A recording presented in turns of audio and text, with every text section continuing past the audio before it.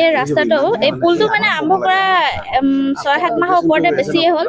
এই পুলটোৰ পৰা আমাৰ মানে বহুত অসুবিধা হৈছে। ল'ৰা ছোৱালীসমূহ স্কুললৈ নিলে তেওঁলোকক অহা যোৱা কৰাবলৈ দিগদাৰ হয়, আৰু গাড়ী মটৰৰ লগতে যদি দুখন গাড়ী একেলগে আহে মানে পাৰ হ'বলৈ ৰাস্তাটোত আমাৰ বহুত অসুবিধা।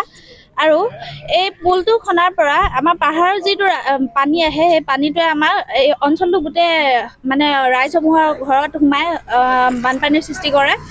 আৰু এই মানে এইটো ৰাস্তাটো সোনকালে যাতে চৰকাৰে চকু দি কামসমূহ আগবঢ়াই নিয়ে, আমাৰ অসুবিধাসমূহ মানে সোনকালে শেষ হ'ব লাগে। আৰু আপোনালোকে দেখিব আজি কিছুদিনৰ পৰা যিটো ডিগবৈ পেঙেৰি বৰডুমচা পথটি যিটো অসম মালাৰ অধীনত নিৰ্মাণ হৈ আছিলে, তাৰে আজি প্ৰায় 6-7 মাহ এই পথটিৰ মেৰামতিৰ কাম বন্ধ হৈ আছে সম্পূৰ্ণৰূপে। এই পথটিৰ লগতে এই পথটিত যিসমূহ কালভাৰ্ট, এই কালভাৰ্টসমূহে সাধাৰণতে জনসাধাৰণৰ অহা যোৱাৰ ক্ষেত্ৰত বহুতো বাধা বিঘিনি সৃষ্টি কৰিছে।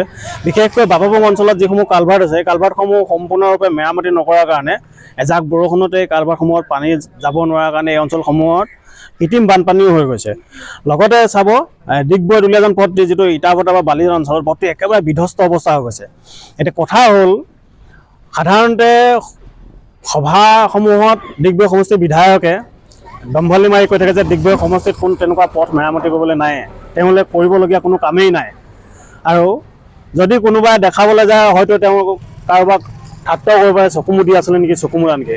গতিকে এই সংবাদ মাধ্যমৰ জৰিয়তে আমি ডিগবৈ সমষ্টিৰ বিধায়কক আজি অনুৰোধ জনাইছোঁ, আপুনি পাৰিলে আপোনাৰ নিজৰ লগতে আপোনাৰ নেতা কৰ্মী যিসকল আছে সেইবোৰক লৈ এই পথটিত এবাৰ অহা যোৱা কৰি চাব যে পথটি কেনেকুৱা বিধ্বস্ত অৱস্থা হৈ গৈছে।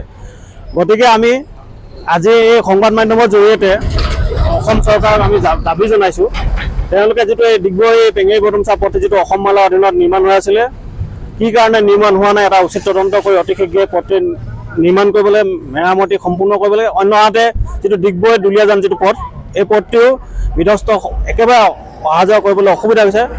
কলেজৰ ছাত্ৰ ছাত্ৰীকে আৰম্ভ কৰি ৰোগী অহা যোৱালৈকে সাধাৰণ জনসাধাৰণলৈকে। গতিকে এই দুয়োটা পথ অতি শীঘ্ৰে মেৰামতি কৰিবলৈ আমি অসম চৰকাৰক দাবী জনাইছোঁ। অন্যথা কিন্তু অসম জাতীয় যুৱ ছাত্ৰ পৰিষদে এই পথসমূহ পথ অৱৰোধ কাৰ্যসূচী ল'বলৈ বাধ্য হ'ব।